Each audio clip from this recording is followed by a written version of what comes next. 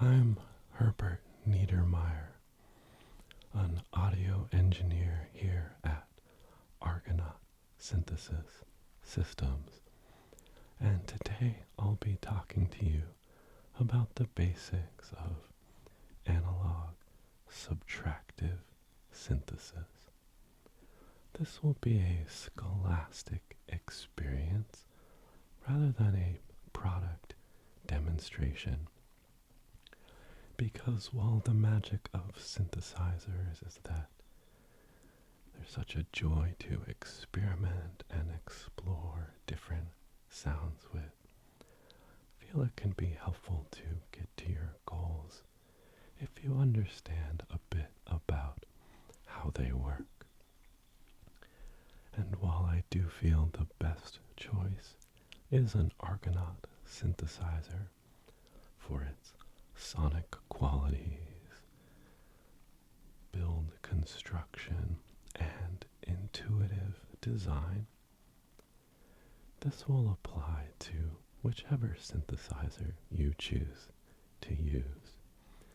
And that is because while there may be design differences in what things are named or how it's laid out or some of the small details in sonic properties, all subtractive synthesizers work in essentially the same way and have the same components, such as an oscillator, an amplifier, an envelope generator, and potentially things like a modulator, an arpeggiator, or effects.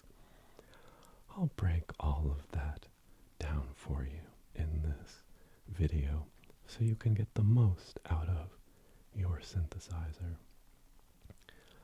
Whether you're someone new to music and excited about the potentials of electronic music, or you're a musician who plays a legacy instrument and want to learn more about these new synthesizers, or even if you're an experienced synthesist who just wants a refresher on the basics, this video should be helpful for you. So with that said, let's dive into analog subtractive synthesis. Alright, so let's have a look at our synthesizer. And if you're new to this, it might be a bit confusing with all of these different controls and unfamiliar terminology like portamento or LFO or resonance. But once you get a handle on the basics, it will all become a lot more understandable. We'll be talking about the oscillator, amplifier, filter, amplifier envelope, as well as an additional envelope generator, the modulation oscillator, the effects, and the arpeggiator. I'm going to focus on the things that you're going to find on pretty much every subtractive synthesizer, like the oscillator, filter, amplifier, and envelope generator.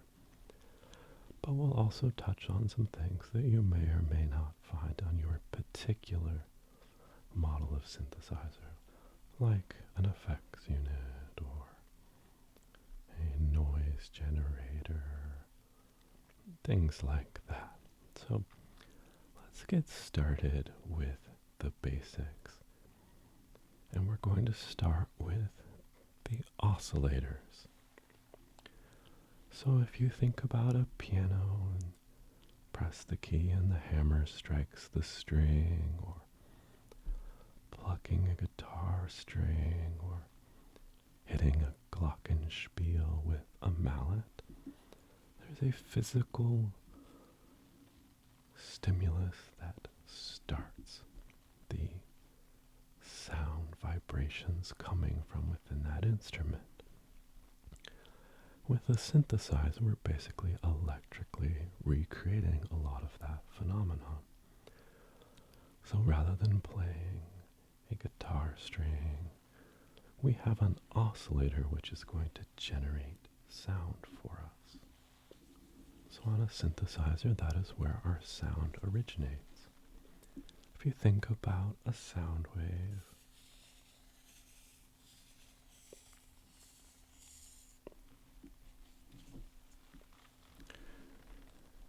right, the wave oscillates back and forth.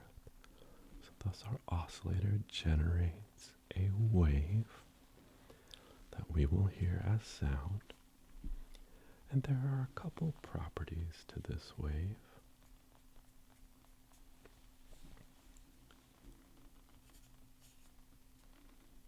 The amplitude,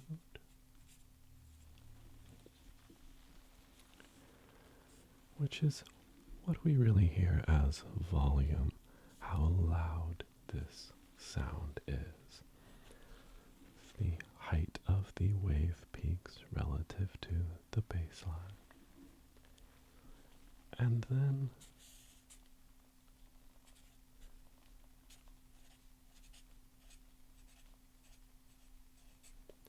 we also have frequency, just how rapidly the wave is generated, the distance between those peaks. And this is what we hear as pitch.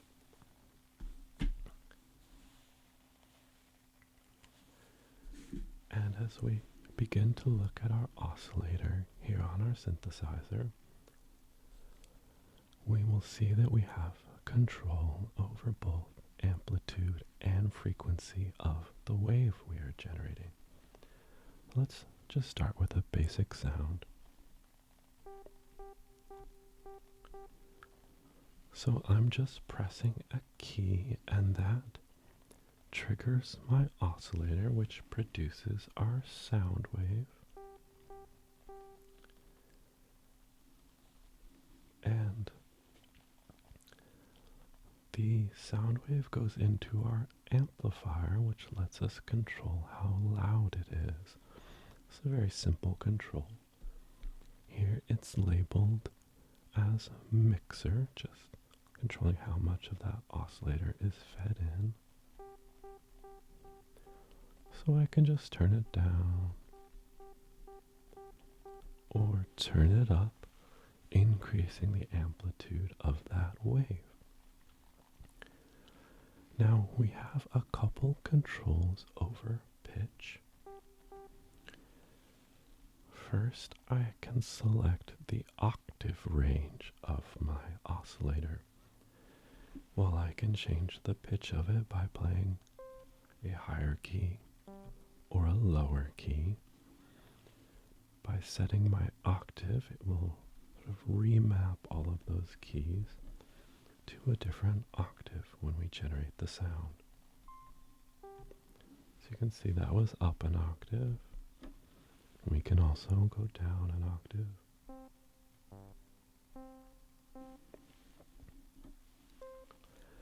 And in addition to that, we also have a more fine control over the pitch of our wave. So we can detune it, tune it sharp. And we'll use that when we bring in a second oscillator to help fill in the sound. So on this synthesizer, we have two different oscillators, and we can control their octave and their pitch and their volume. I can bring in my second oscillator here.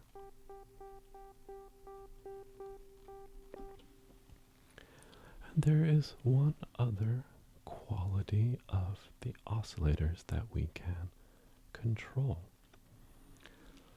We can change the shape of the wave that we are producing. So here, this is a saw wave. I want you to try to imagine an association in your head for these different wave shapes to help lock in the character of sound they might give you. This is a triangle wave. It's a very smooth sound. It might make you think of flute, for instance. And then we have a square wave.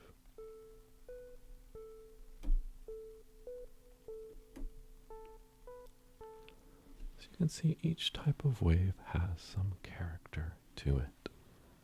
Now I drew a very pure kind of sine wave, but when we talk about subtractive synthesis, we are starting with a more harmonically rich wave. That's what provides that character that you hear in those different shapes.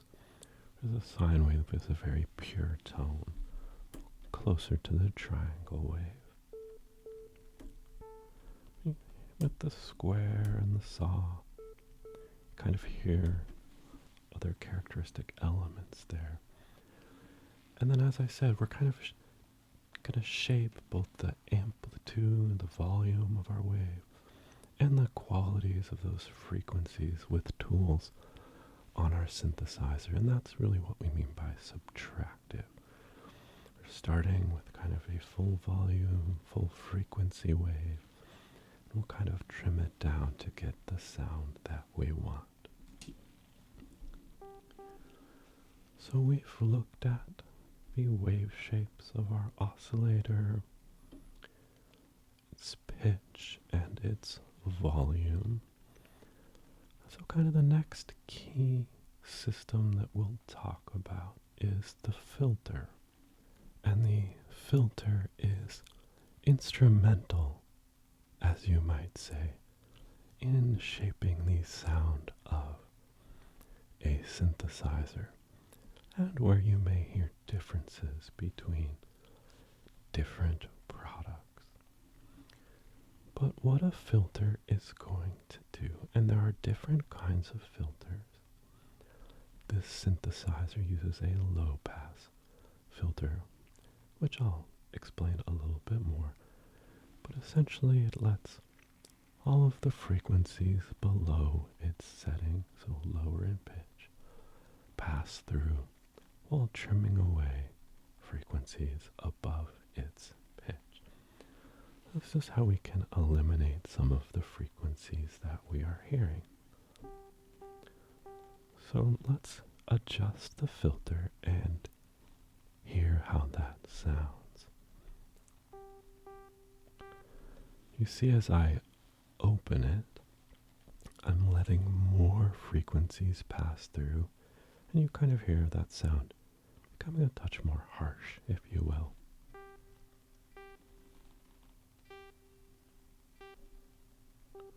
Whereas if I turn it down, we're taking away some of those upper frequencies until really there's just a small amount of sound passing through.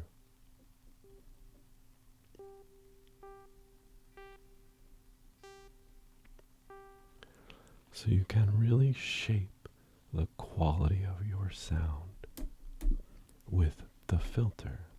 Let's listen to a square wave just to get a sense of the difference.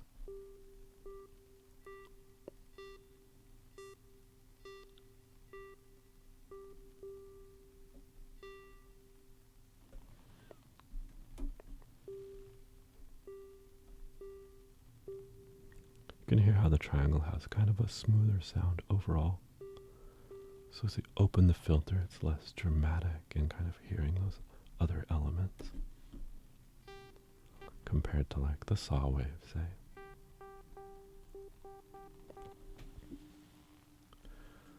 So let's take a quick look at the filter.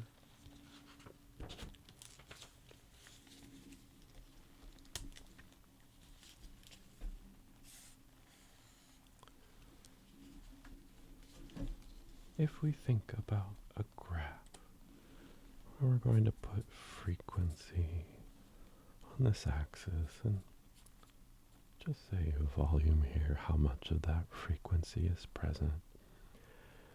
You know, when we produce our wave, I get something like this.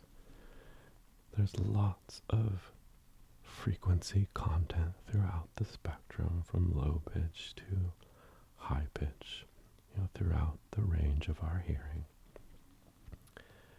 And our filter kind of, if you will, it's kind of like a boundary. And if it's really wide open,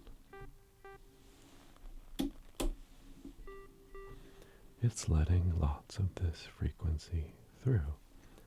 But as we close that filter, we are moving this boundary over, and we're eliminating these frequencies up above.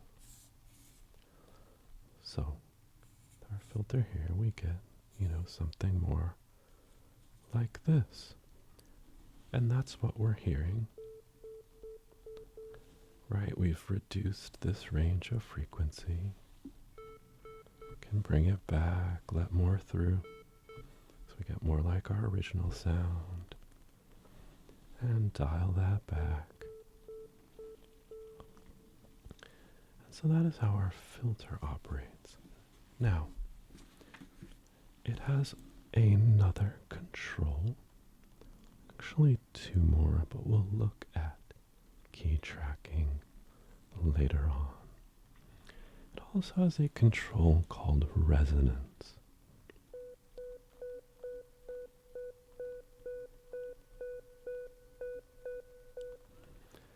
And this is a physical property of the filter. But in practice, what it does is kind of emphasize certain frequencies around the cutoff.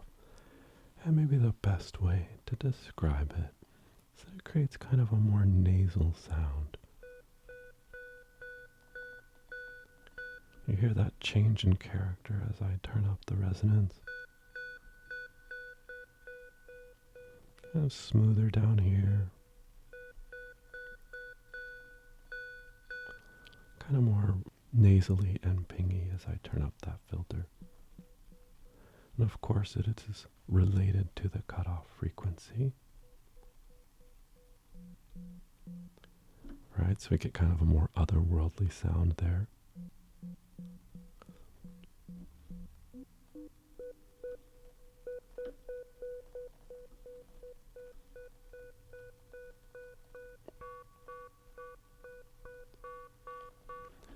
Again, kind of a sci-fi sound. So you can see that the relationship between the cutoff and the resonance of your filter really plays a big part in the sound. And as you heard, some of those more out there sounds shows you what a synthesizer is capable of compared to a more traditional instrument. You can find so many interesting and fresh sounds by manipulating those controls.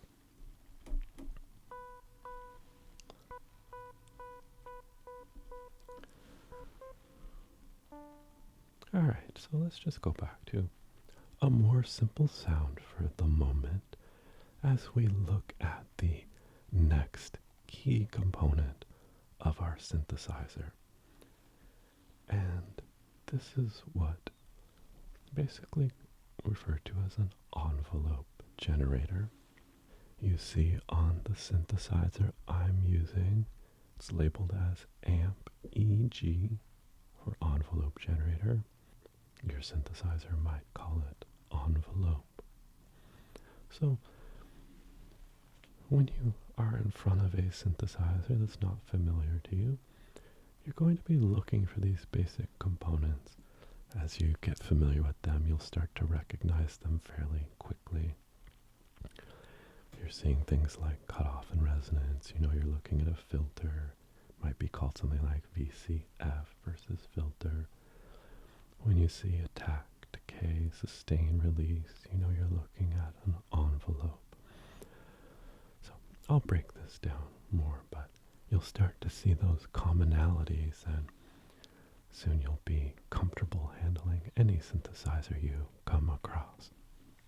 Alright, so what is an envelope?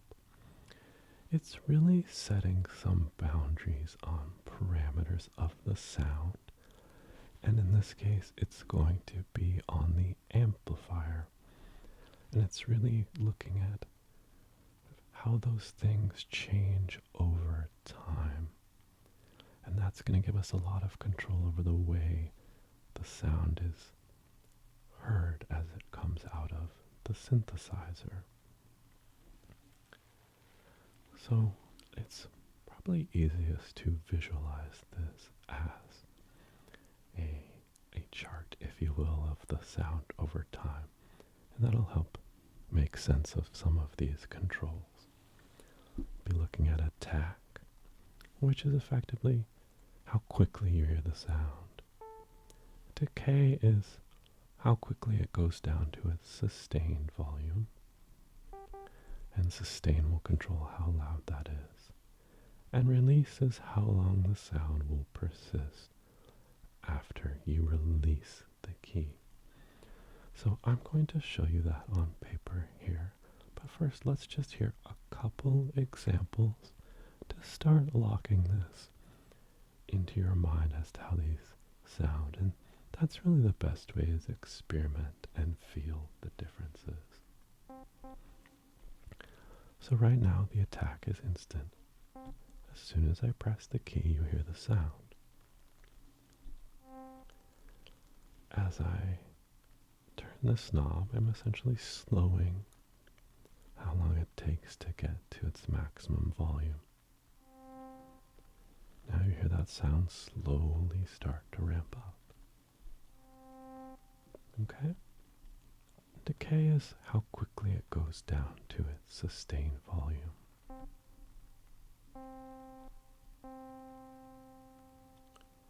See how that held its sound for much longer? Versus here it's a very short sound. And then let's give it some sustained volume. So it decayed down to its sustained level, and if I turn that up, the sustained volume is higher. Now let's look at release. I press the key, and as soon as I stop pressing it, the sound goes away. So let's lengthen the release.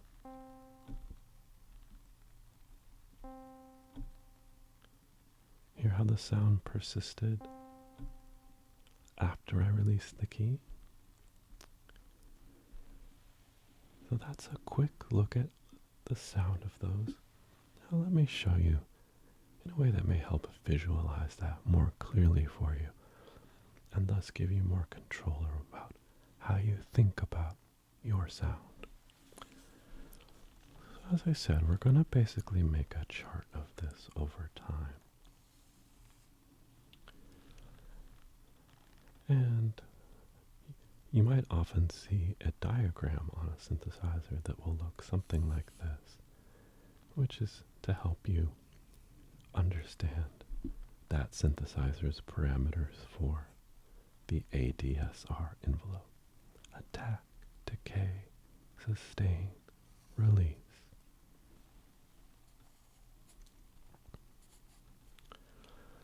So attack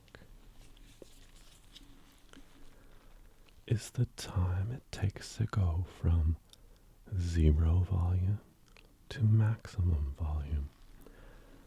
And this is the sound that we hear passes through this envelope.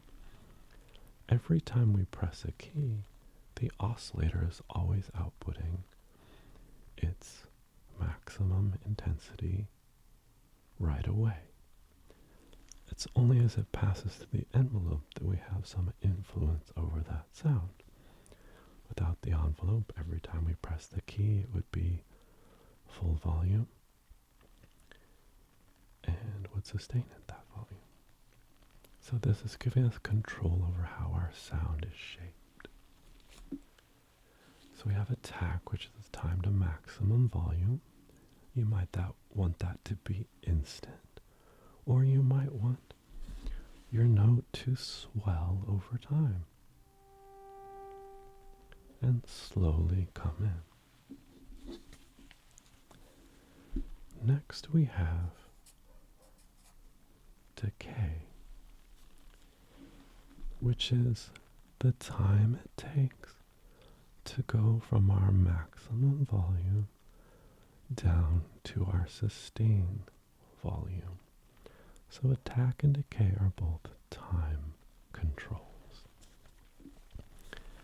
And this plateau is our sustain. So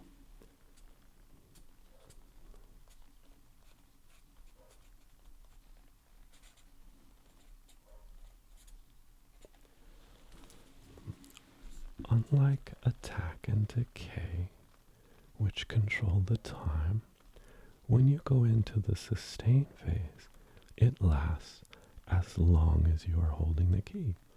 So that might be 1 second or an hour if you're particularly bored or experimental as a musician.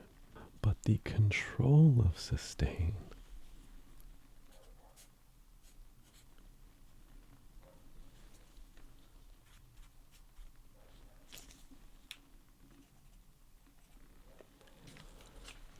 determines the volume that you hear while you are holding the key, right? Here's my sustain. You hear that? Let's turn it up.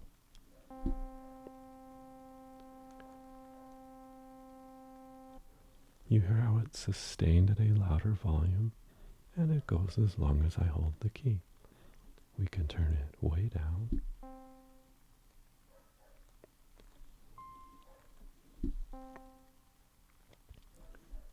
Right, where you almost barely hear it. And this synthesizer does have an oscilloscope view, which lets us see the waveform, and you can kind of see this playing out. Let's turn that up just a little more.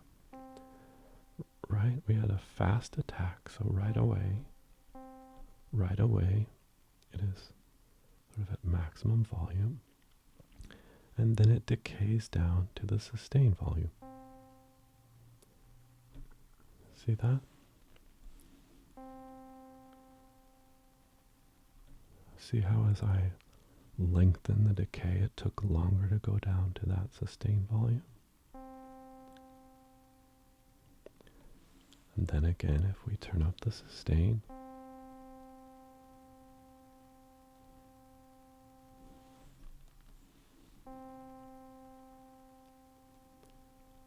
it takes longer to get there with that decay, but it sustains at a higher volume. So sustain sets the level of the sound we hear as we hold the key. Which brings us to the last piece of our envelope.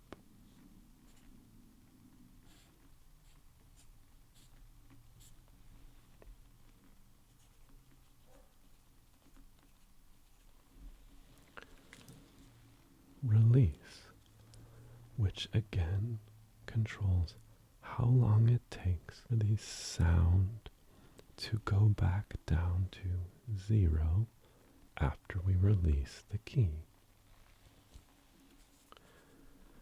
So I'm sustaining, and at this point I release my key, and then the length of our release will determine how long until we go back down to 0.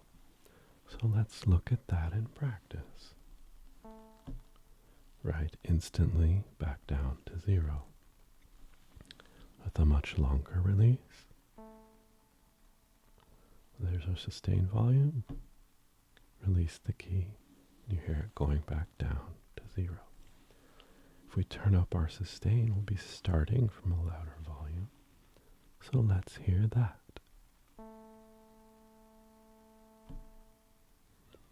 You hear that release. even longer. It's a very slow trail off. And then if we go back to a short release, pretty much as soon as I take my hand off the key, the sound stops. So that is our envelope. And in this case, it is working on the amplifier. It's controlling the parameters of how the volume of our sound is going to change over time. Our attack will be that time up to maximum volume, decay the time back down to our sustain level, which we control with our sustain control, and then release will be that time going back down to 0 again. So a very powerful tool for shaping the sound coming from our synthesizer. Some physical instruments may allow you some control over this, like the sustain pedal on the piano, but a synthesizer offers a lot of control over the nature of that sound. Now, your synthesizer may also have an envelope for your filter.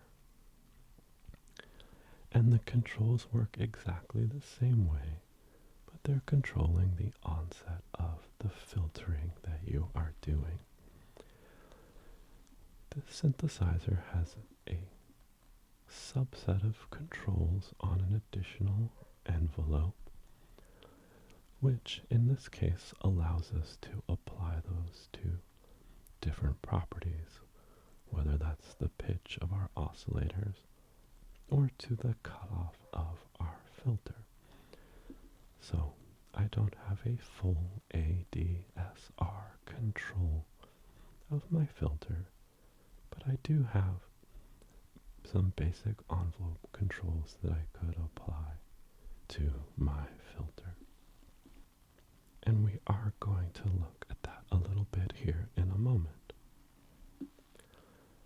So now you've actually seen the basics of how sound is generated and then sculpted using a subtractive synthesizer. And some people just call this an analog synthesizer because digital is on the horizon, offering new electrical components that may unlock a whole new world of sound. These are analog electrical components, but our methodology of synthesis here is to start with a rich sound, control its volume, we shape what frequencies we're allowing through with the cutoff and what we might emphasize with the resonance, and using the volume envelope, the amplifier envelope generator, to shape the nature of the volume of the sound over time. And those are the basics. Now we're going to look at some things that your synthesizer may or may not have. This synthesizer offers shape controls, which are uncommon, that basically allow us to alter the shape of the wave we are generating to make it more complex. So I'm not going to talk about those. Your synthesizer might have cross mod, and what this means is it uses one oscillator to change the waveform of the other. So it's sending that wave into the other oscillator. I'm not going to talk too much about this. But if I turn up the cross mod, my first oscillator will modify the sound of the second one. So let's hear it on its own.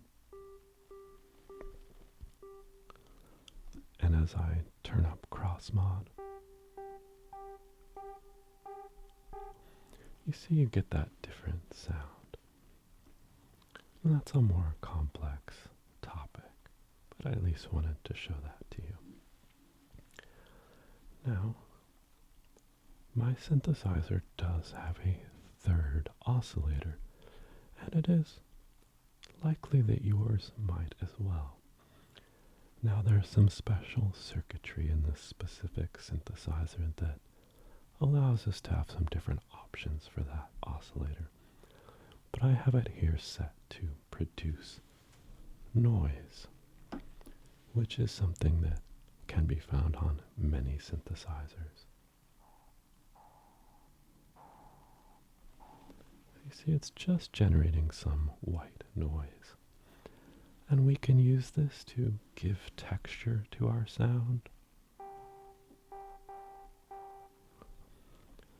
And we can also create some interesting sounds with it, like some more percussive sounds. And I will show you that as we get into crafting some specific sounds later.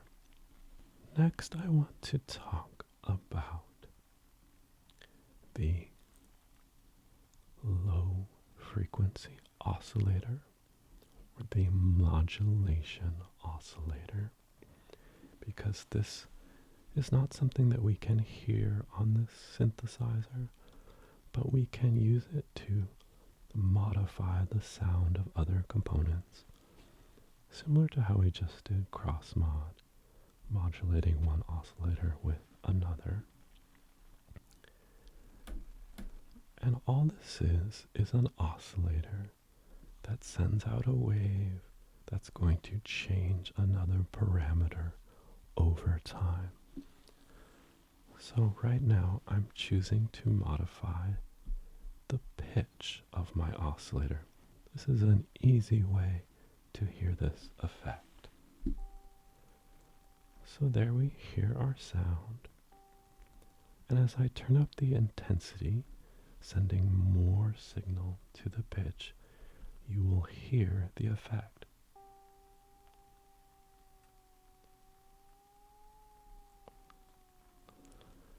See how now there is a wave changing our pitch over time. It creates that kind of siren effect. So I can control the intensity, how much of that change is fed into our parameter, and also the rate. So I can make it a lot faster or a lot slower, and I can make the effect more intense.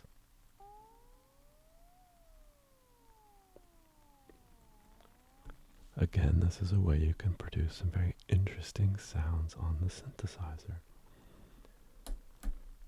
I can also use it to influence the cutoff frequency.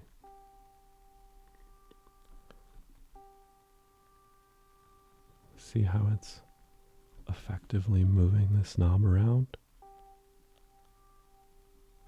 I can do that manually or with this modulation oscillator. Slower, faster. Get some interesting effects. Let's slow that down a little bit.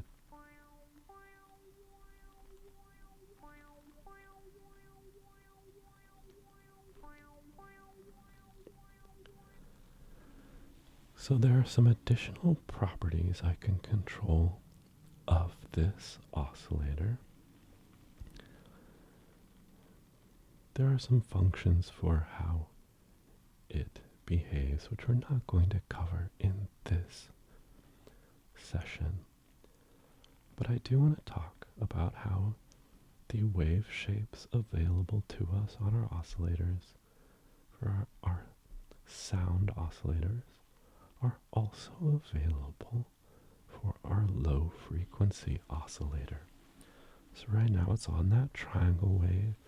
I get a smooth gradation. In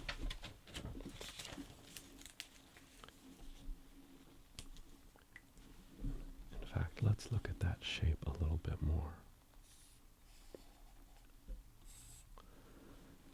right? It basically ramps up at a linear rate and then down. And I think this will be easiest to demonstrate if we modify pitch with our wave.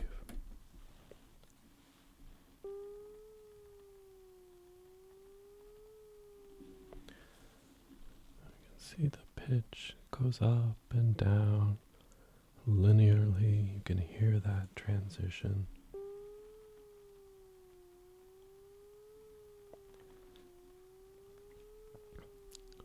Giving that siren sound. But we have some other wave shapes, so let's look at that.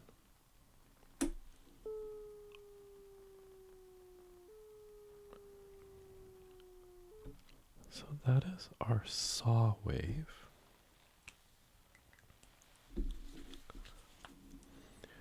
Which is shaped like this. So you hear that pitch descending, and then it shoots back up almost instantly. Kind of get that jump up in pitch. Let's hear that again.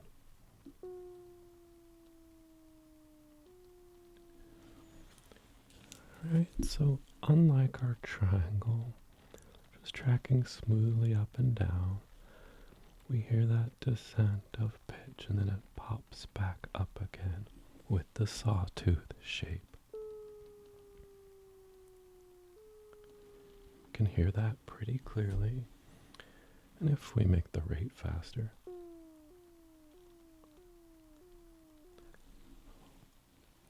interesting sound effect type sounds.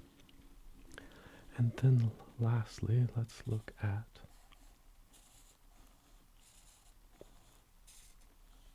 our square wave, which is fairly aptly named. You can see the waveform is up here and then it shifts down almost instantly to the lower level, then jumps back up. So there's no real transition between the different states. Let's hear that. There is our saw.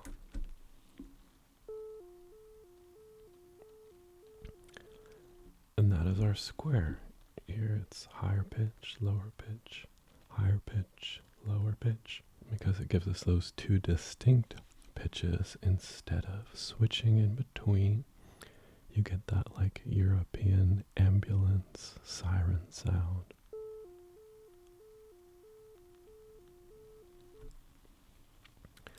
So that way we can use these different shapes depending on what sound we're going for.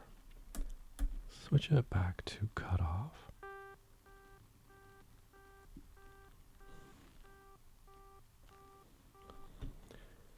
You see, because it's switching between states distinctly, it's kind of almost cutting out the sound as that cutoff frequency drops. You could see a similar effect by turning the knob. Turn off the LFO. So you get that kind of pulsing sound. If I use a triangle wave, it's more like turning this knob. Let's hear that on its own.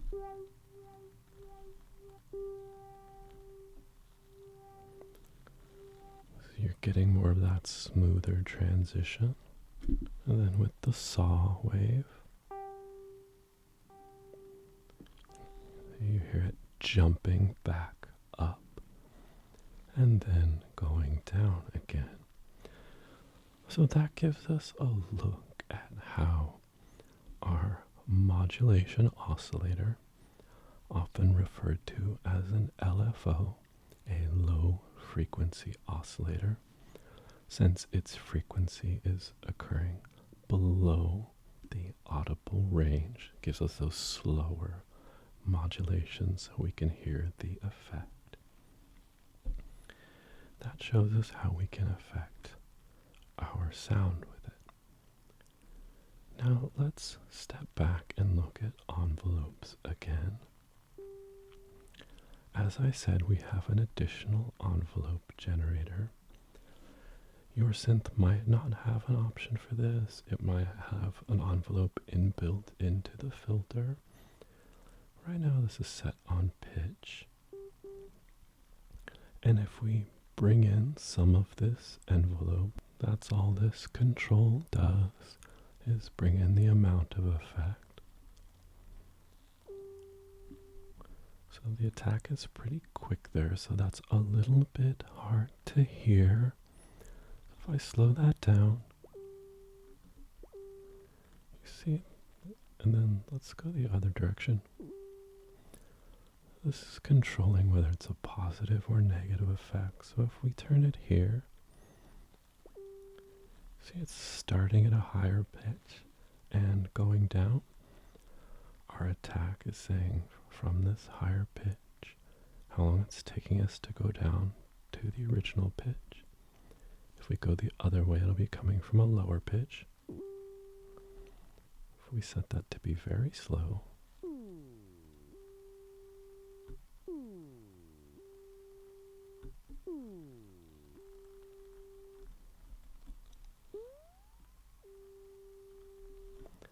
then we also have a decay here, which is controlling that return to the original.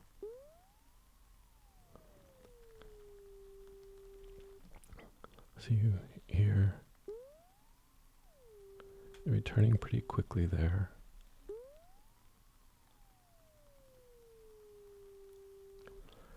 Right? If we take this to 0, that's our pitch, right? And the attack, it ramps up to the higher pitch. Basically, that's what we're asking for with this intensity, and decays back. That has some interesting sonic possibilities, but we can do the same with our cutoff filter.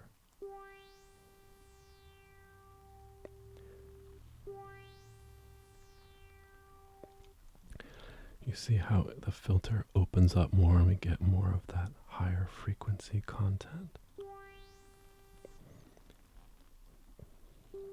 Back to our original, and let's try to replicate that by just turning the knob so you can see what's happening. Right, we started our original cutoff based on the attack and the amount that we're changing it. It'll go up, increase the filter, and then decay back to the original filter setting.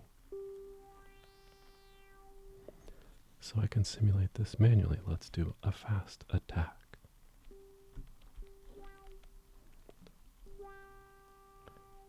So a fast attack with a long decay.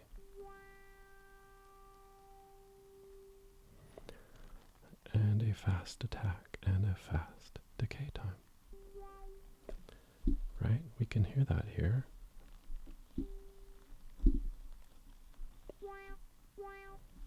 Right?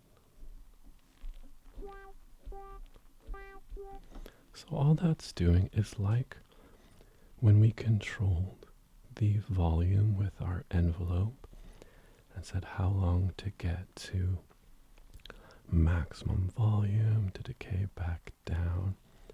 This is just saying with this envelope how long to get to our modified value and then to come back to our original. So with pitch, slow that down. It goes from our original pitch down to a negative value here. And we could take that further. And same the other way. So again, this is just offering more control over our sound. And as I said, your synthesizer may not have exactly this option, but it might have ways to set an envelope on different parameters, and this gives you some insight into that. Now, before we get into some actual design of sounds, let's just take a quick look at a couple other controls here.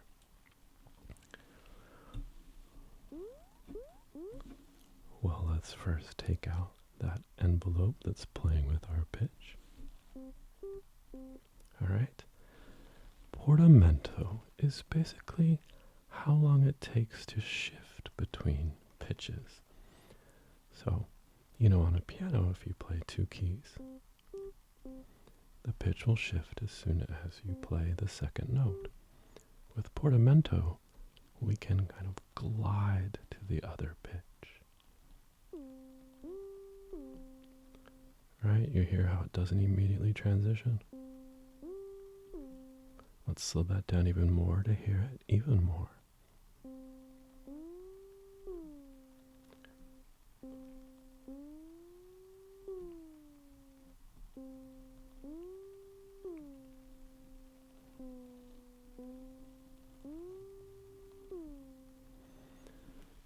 Just creates an interesting effect where there's a slide between the notes, like you could do on a slide guitar or another fretted instrument.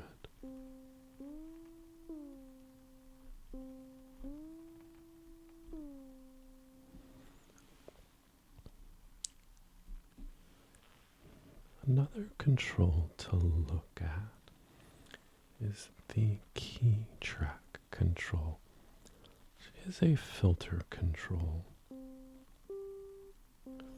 And basically, if I turn this off as I have had it, then the filter is set at a specific frequency, and sounds will be affected by that regardless of where I play them on the keyboard.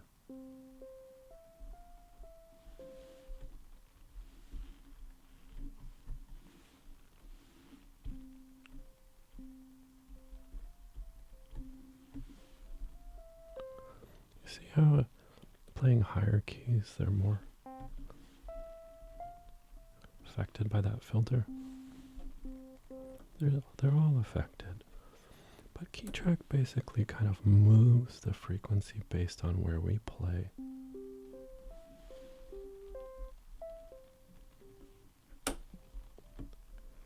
So see, the filter cutoff has less effect.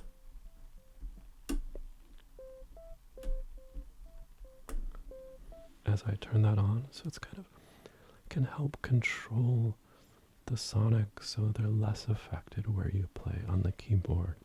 This has a 50% amount and a full amount.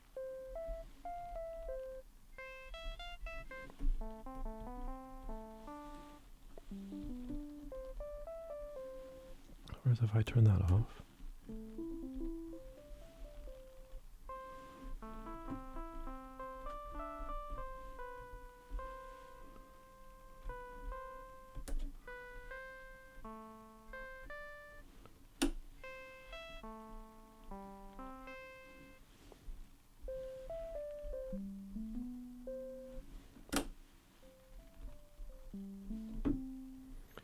so it's just a tool that can help you shape your sound. All right. The last thing to mention is this synthesizer does have some inbuilt effects. For instance, we can turn this on and we get a reverb effect. And reverb is just kind of echoes in the sound as if you were playing within a large room.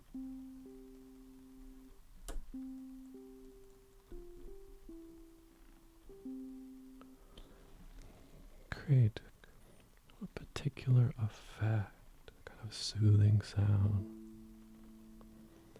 And we also have a chorus effect.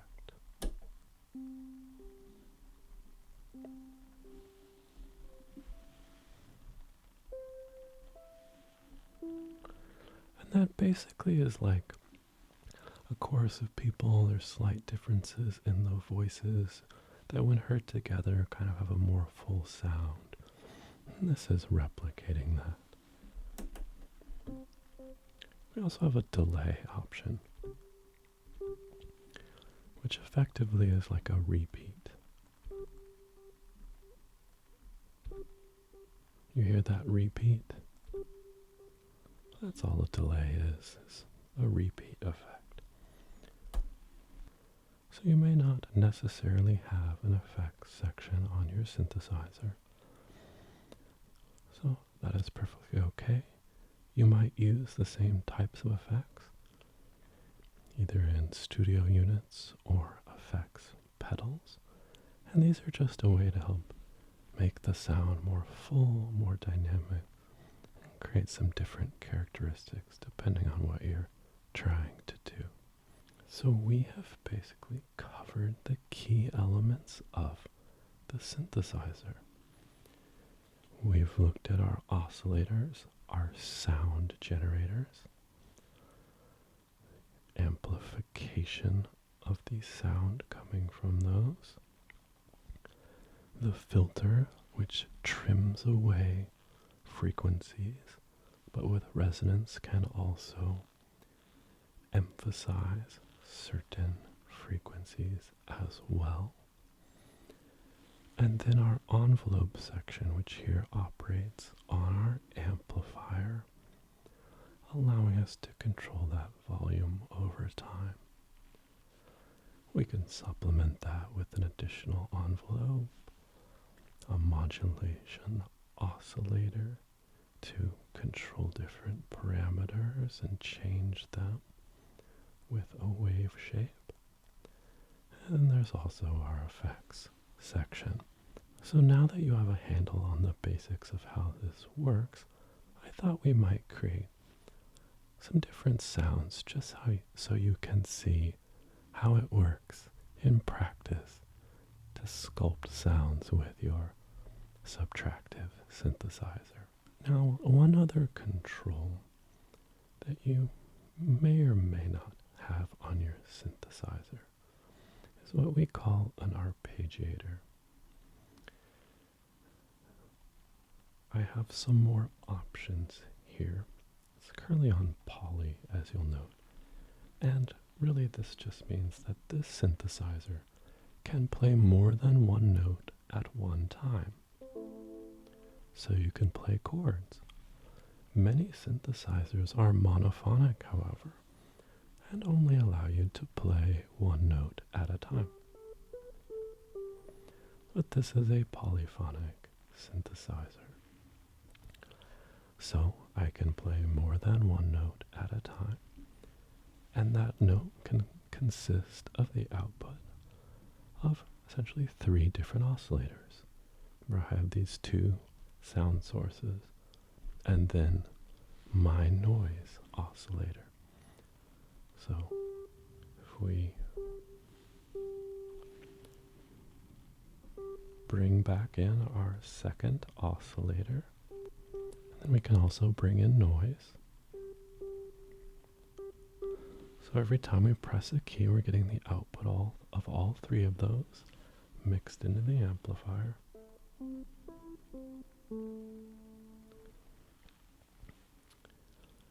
But we also have an arpeggiator.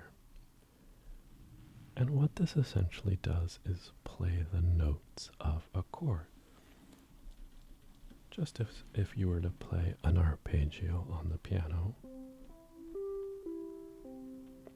Right, it's just outlining a chord. Well, the synthesizer can do that for us. See, it's automatically playing those notes as an arpeggio. We can slow that down.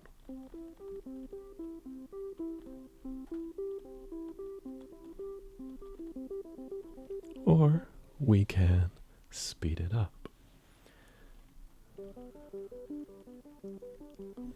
And you'll notice that if I do this,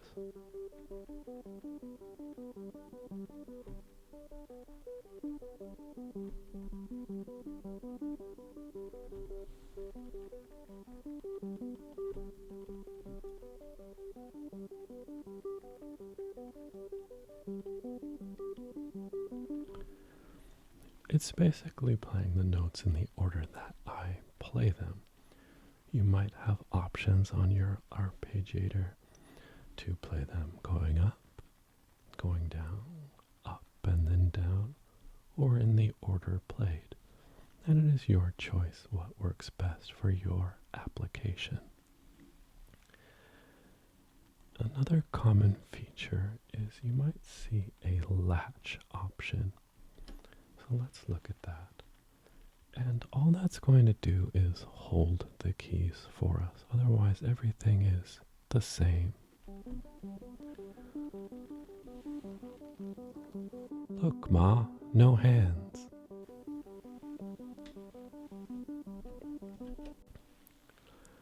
So all that does is allow us to have the synthesizer play something for us, and we don't have to necessarily play it ourselves.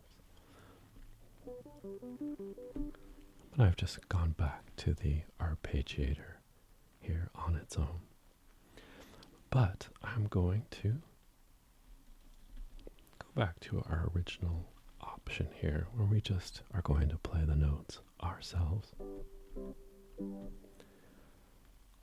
And let's try creating some different sounds just to use what we've learned.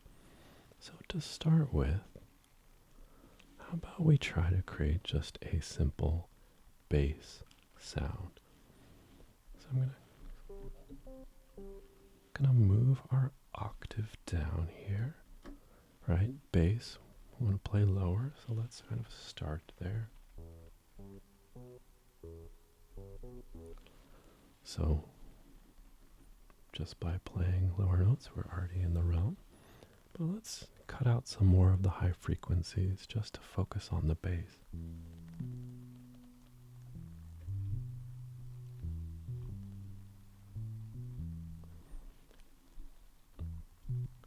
Right, so here's with no real sustain.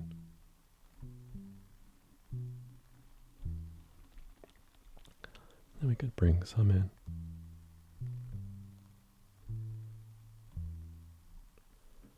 And maybe a touch of release as we think about that bass sound kind of laying around, hanging out in the air.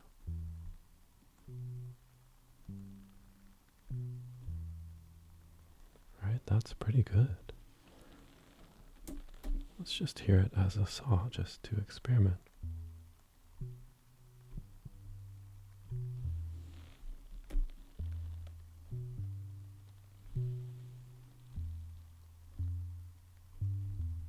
And that's a triangle. It's up to you. We had a little portamento.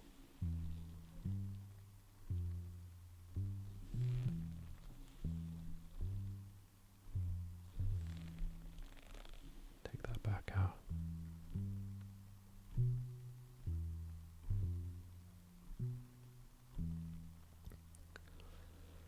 Alright, so pretty straightforward. Now, what if we wanted to add some modulation to this?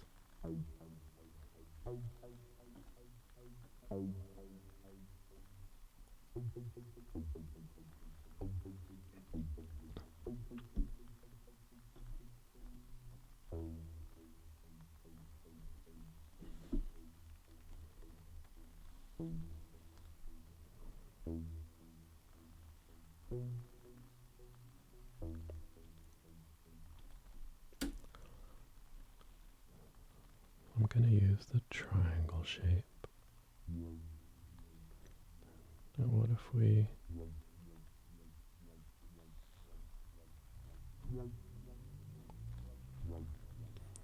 get kind of a wobbly effect in there?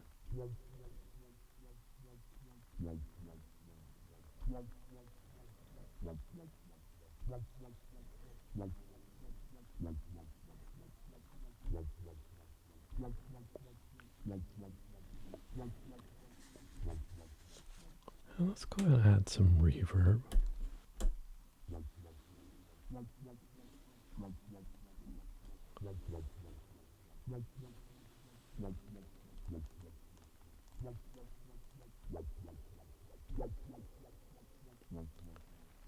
Just playing around with the resonance a little.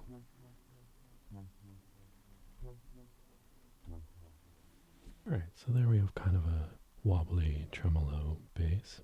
Just playing around with our original sound. But let's do a little experimentation here. So I turn up that rate, get kind of that pulsing tone, and let's play with our resonance.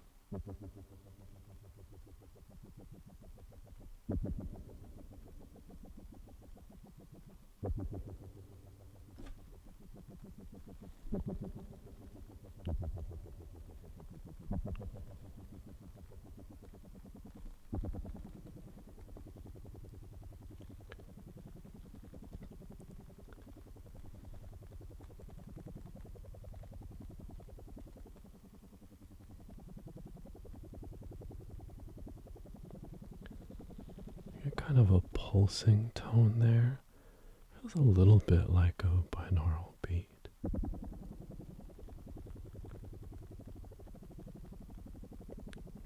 Kind of control that rate of pulse.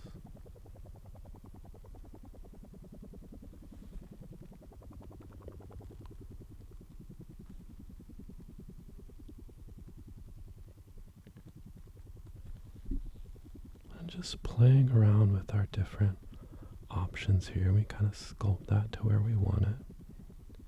Just kind of get that particular pulsing sound.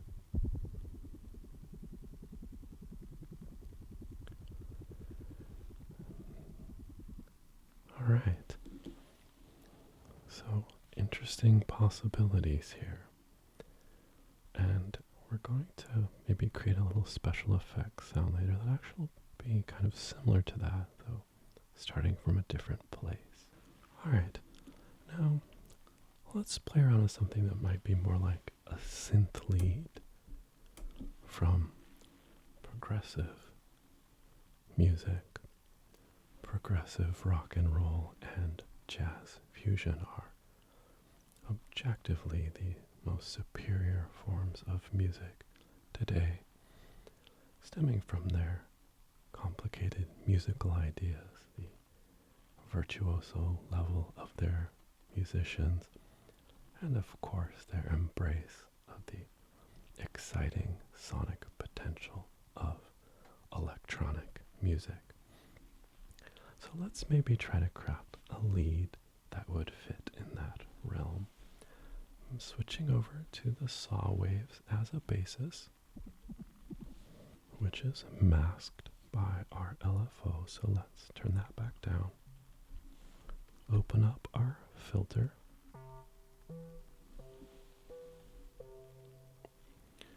And we'll set these in the same pitch range, our two oscillators.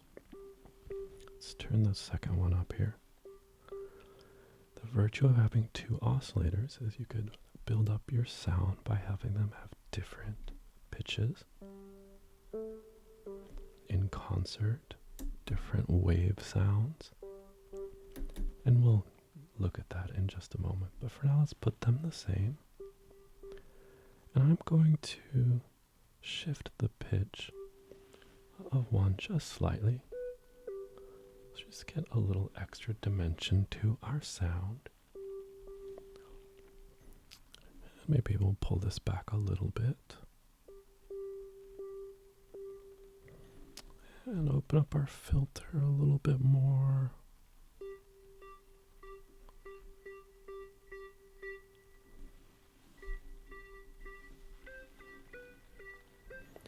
Alright, pretty interesting, but let's get a little bit of attack in here.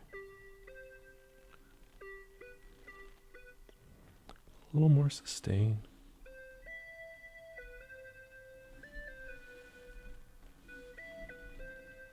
That is pretty good. Maybe we'll just have like a tiny bit of influence on pitch from our other envelope.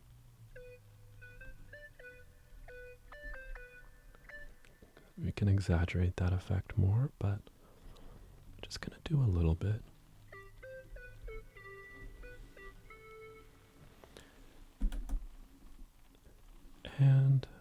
maybe just a tiny bit of movement in the filter to from our modulator, our LFO.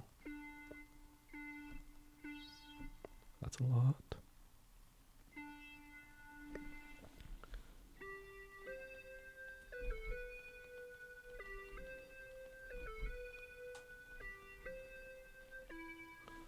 We have reverb on.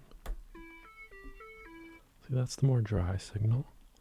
But with reverb, we get this kind of nice, smoother sound to it. A little more spacious.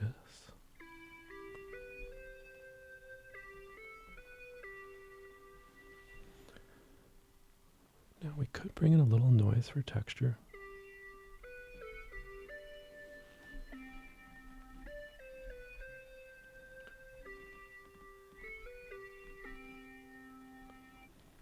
Alright, so that's a pretty cool lead sound that we could play around with. Record some great tracks. There's also a drive on the synthesizer, which it's possible yours might have as well. It's effectively a distortion. It kind of boosts the level of the signal. Let's just hear that. It's a lot more aggressive. It's even more so. So that might be something you're going for. I'm going to leave it turned off. All right, you need to be all set to voyage into the new possibilities inherent in progressive music. All right, so those are some fun options. While we have this sound, let's try something that you might find some use for, which is instead of just a very small tweak to pitch,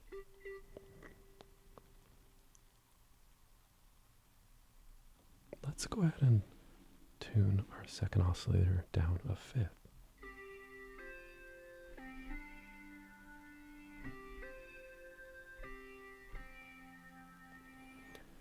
So you hear now we have two distinct pitches when we play the key.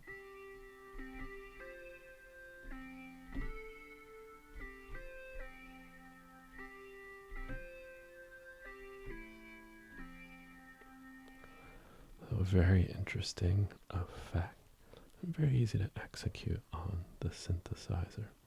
So something you can play around with. Okay, so we've done a bass sound, a progressive lead.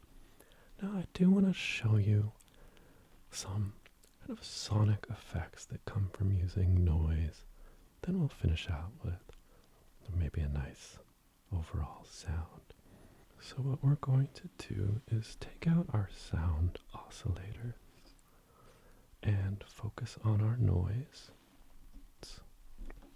Get rid of our modulator and envelope. So now we're just hearing noise. I'm going to take some of the resonance out so you can hear that it's just that kind of fizzy white noise sound. Right? Very full band with the filter up.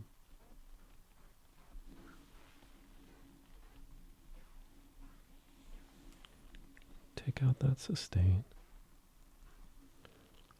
And get the attack on instantly here. And if we shorten this up,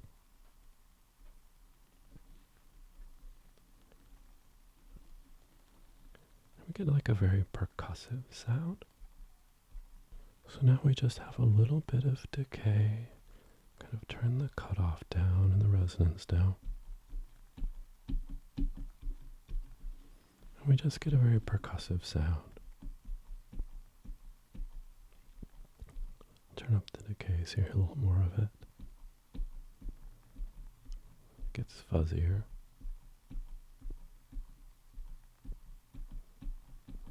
And we just get kind of a very percussive sound. Let's bring up our cutoff. Get more of like a snare sound. we can kind of just shape that noise sound to get it where we want. Now let's bring up our resonance.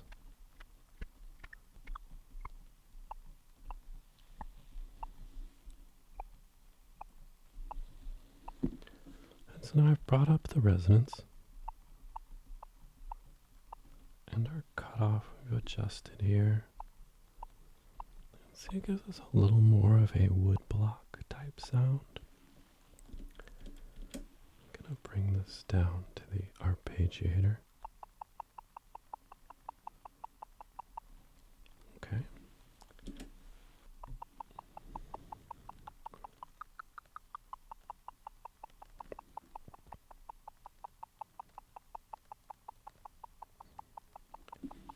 So that's just sustaining that.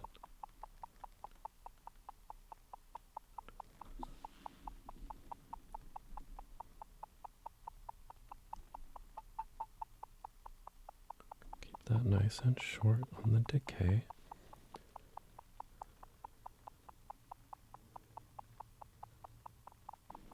Then I'm going to turn up the LFO.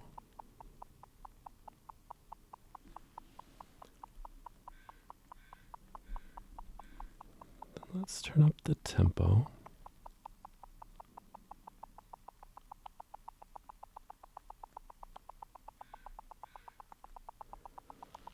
I'm getting a little bit of like a helicopter sound effect. And if we play with the LFO, bring up the intensity here. Let's change the rate. We can kind of change that sound over time. Let's play with or filter a little bit.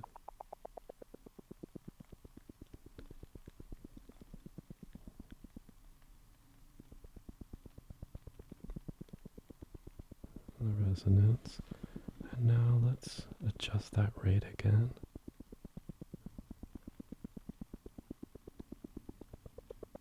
You can kind of get that effect of like a helicopter maybe getting closer or farther away as we modify those values.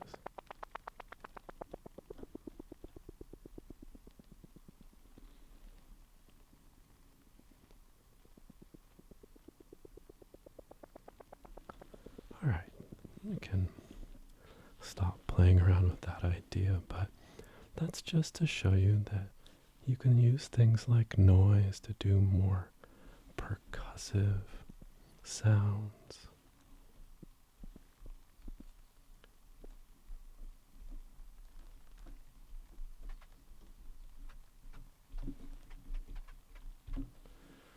Or you can also play around with those sound effect type ideas. Now another very classic use for a synthesizer might be to make a pad, just a nice undercurrent to your music. First, let's bring our oscillators back and get rid of that noise. And I'll get out of the arpeggiator mode. Right, very short sound with that decay, no sustain. Okay. Alright, so I've gone with triangle waves.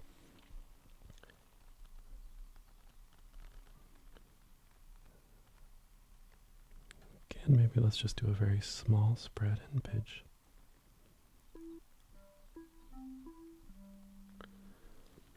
And I'm going to go ahead and maybe change the octave of 1.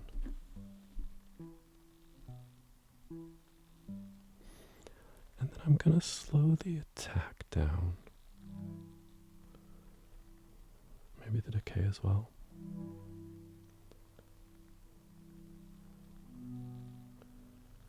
And you see that slower attack kind of gives that transition into the sound.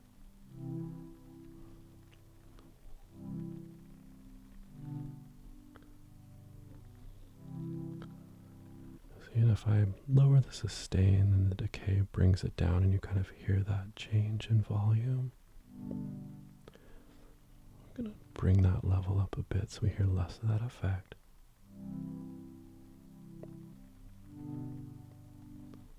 Add a touch of release here.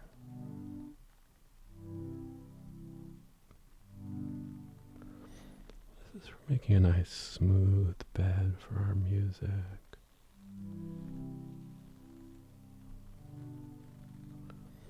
Reverb is good for this. And let's maybe just add a touch of motion here. We can play with our filter.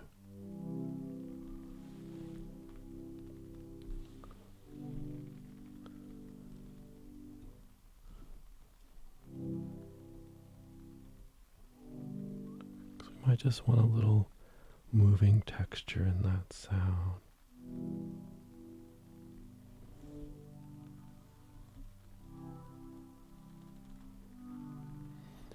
And then the LFO can help just give some changing dimension to the feel.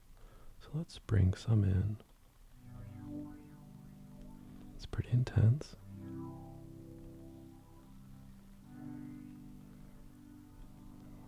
There we're modifying that cutoff filter. Make this fairly subtle.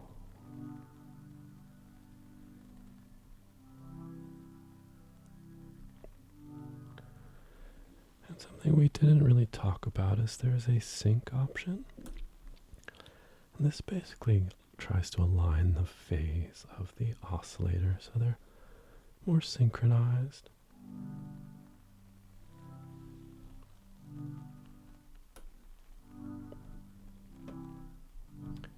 Can feel a little more connected, and it's really just the feel you're looking for.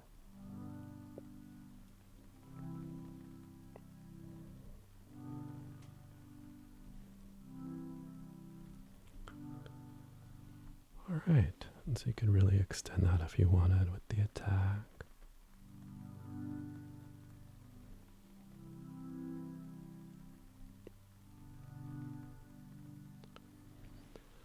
Alright, so that's just one idea for a pad. But lastly, I wanted to just kind of show you that sound, which is related to this, which I used in the opening. It's a sound I find pleasing, and we'll use our setup here a little bit differently, particularly with the effects. So I'm going to stay in sync here. I'm going to keep this as a triangle, but I'm going to change this to a square. Let's dial my attack back.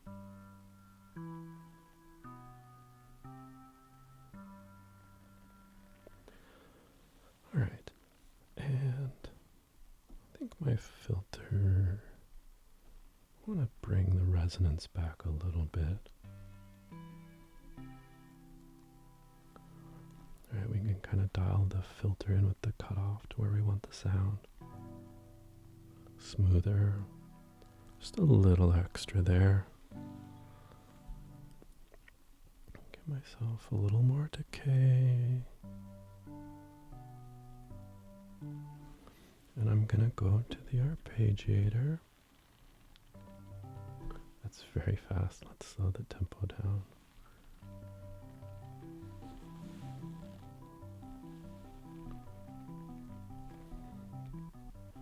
So, because as we're switching between the notes, I can turn up the release. Right now the notes are very discrete. But if I give it some release, right, those are going to blend together more, which is very nice. And I have both the envelope and LFO in.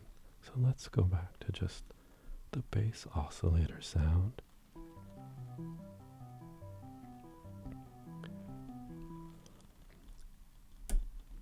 And I am going to play just a little bit with the pitch, kind of about where we were.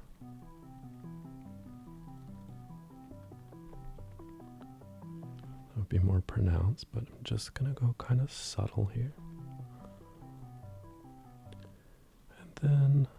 let's add a little bit of movement to our filter with the modulator.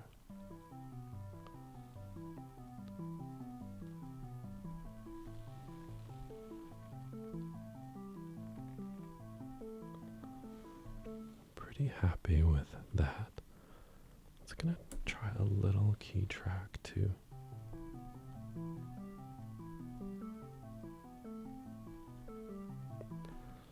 And I think the last ingredient here is to use some chorus like we were talking about to kind of fill out the voices. And I'm gonna choose, we have some options in this synth. That's kind of a basic chorus. I'm going to use our setting ensemble.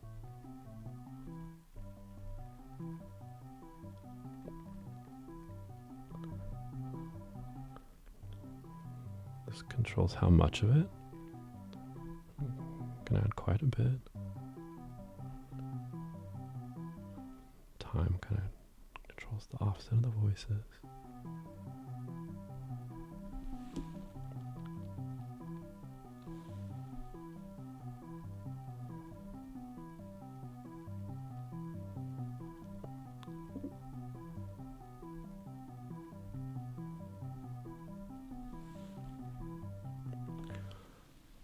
Now, as I have this bass sound, I could play with my filter.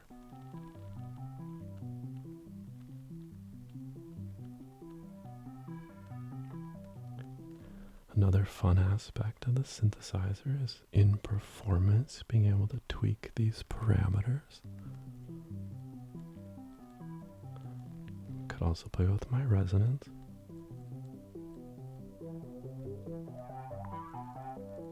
I wanted to get a little more aggressive.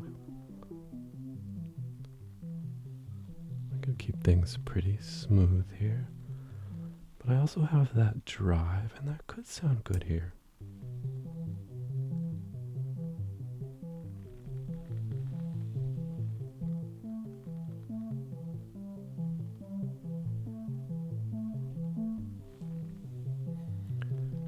Again, it's kind of a matter of taste.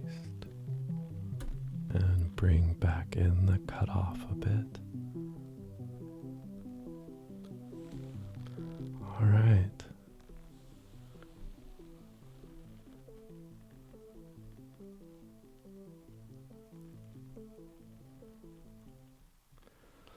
So that is the basics of analog synthesis, subtractive synthesis, starting with the rich output from our oscillator and shaping it via amplification, the filter, the amplitude envelope, and some of the other parameters like other envelopes and modulation, oscillators, and effects. I hope this has been helpful.